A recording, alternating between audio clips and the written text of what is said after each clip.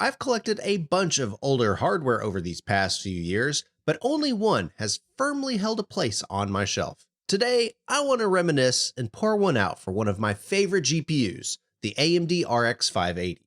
Hey guys, Turk here, I hope you're having a good one. AMD's RX 580 has been around the block for quite a while. Released in early 2017, it quickly became a popular recommendation for gamers. It rocks the ever-popular Polaris chip with 36 GCN compute units clocking in at around 1.2 GHz. That was good for the time, but its VRAM capacity was incredible. By 2017 standards, 8GB of VRAM was considered a luxury. Still, this inclusion helps the RX 580 remain competitive even with the 9th generation of consoles.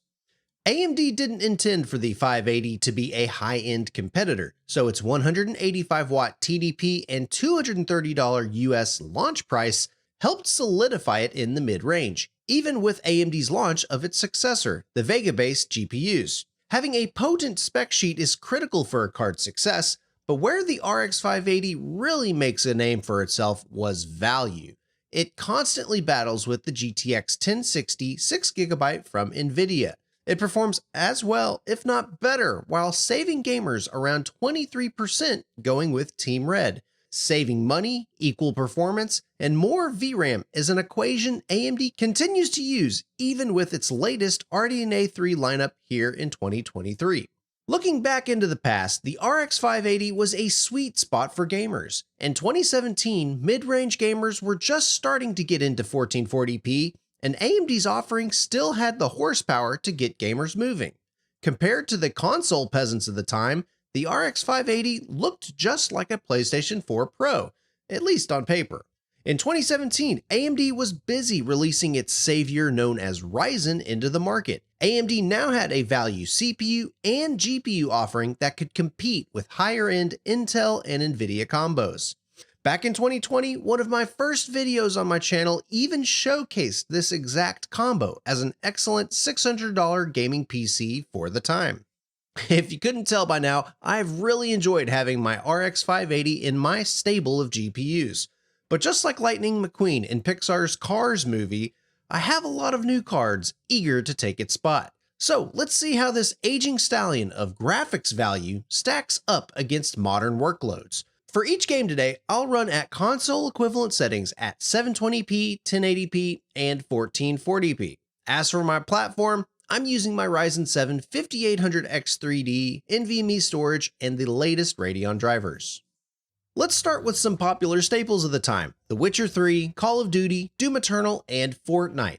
1080p is the go-to resolution for the 580, and each of these games perform very well here. Fortnite can easily cap out 120Hz monitors with competitive quality settings. If you've got a VRR panel, the RX 580 comfortably slays demons in Doom Eternal at 114 FPS. Modern Warfare's balance preset works really well with the RX 580, and a 60 FPS experience is something to shake a stick at. And as old as the RX 580 is, The Witcher 3 has gone through a significant facelift as of late, though it still performs very well for the GPU.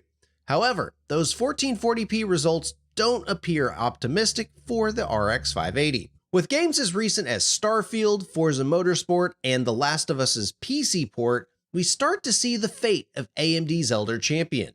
1440p results across the board don't bode well for the card, with only Returnal, Cyberpunk, and the Forza titles even being considered serviceable by most PC standards. So let's drop 1440p altogether and look a little closer. The results look grim if you are hoping for a 60 FPS experience.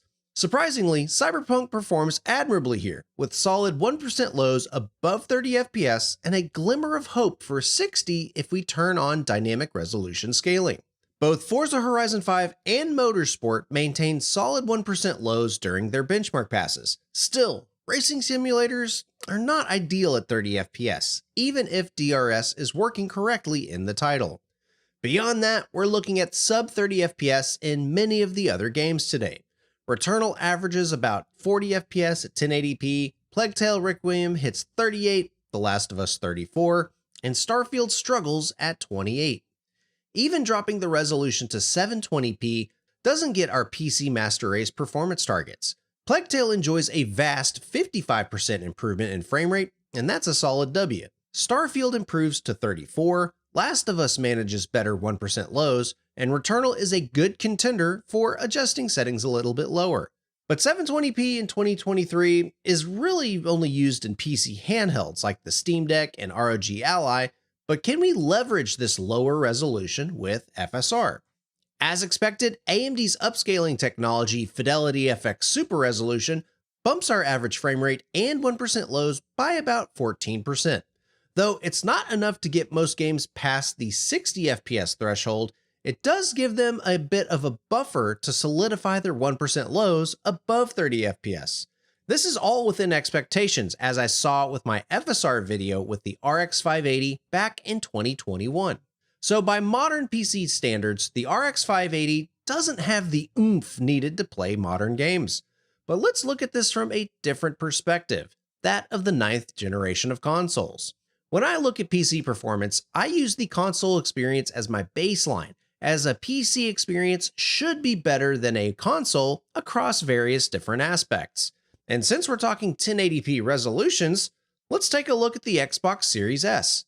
Considered to be the potato of the generation, the Series S gets a lot of flack in the community, but as a gateway to this generation of gaming, it at least fits the role of minimum requirements nicely.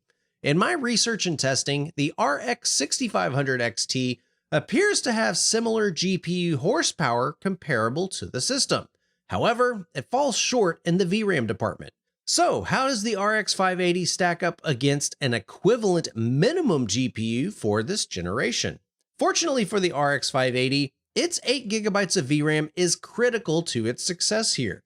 In The Last of Us Part 1, Returnal, and Forza Horizon 5, we quickly run into the 6500 XT's VRAM buffer cap, and the RX 580 manages to sneak by our 30 FPS threshold. But in modern games like Starfield, Forza Motorsport, and The Witcher 3's DX12 implementation, the RDNA 2 architecture is clearly superior to GCN. But suppose we include all of the games, even Doom and Fortnite, into a geo-mean average. In that case, the RX 580 is only about 11% faster than the 6500 XT, despite its VRAM advantage. So what do I think about the RX 580? As a PC gamer, the RX 580 had served me well throughout its entire life cycle. From day one, AMD's value champion has duked it out in the 1080p battlefield its entire life, winning in the mid-range against the GTX 1060, all the way to being competitive with the latest value champions from AMD. The RX 580 has been a staple in the PC gaming zeitgeist. Suppose we want to pit it against the minimum spec from a 9th gen console perspective. In that case, the RX 580 still puts up a fight with its back in the corner. But unfortunately, that's where the RX 580 remains. It's Boromir defending Frodo's escape, Arthur Morgan buying time for John Marston to get away, even Tess and Joel's journey throughout The Last of Us. The RX 580 put it all on the table to prop up an entire generation of PC gamers today. It powered us into the era of Ryzen, kept us going through the crypto boom, and even bought us time during the COVID hardware shortages. Polaris, Elsamir, our unsung hero, the RX 580.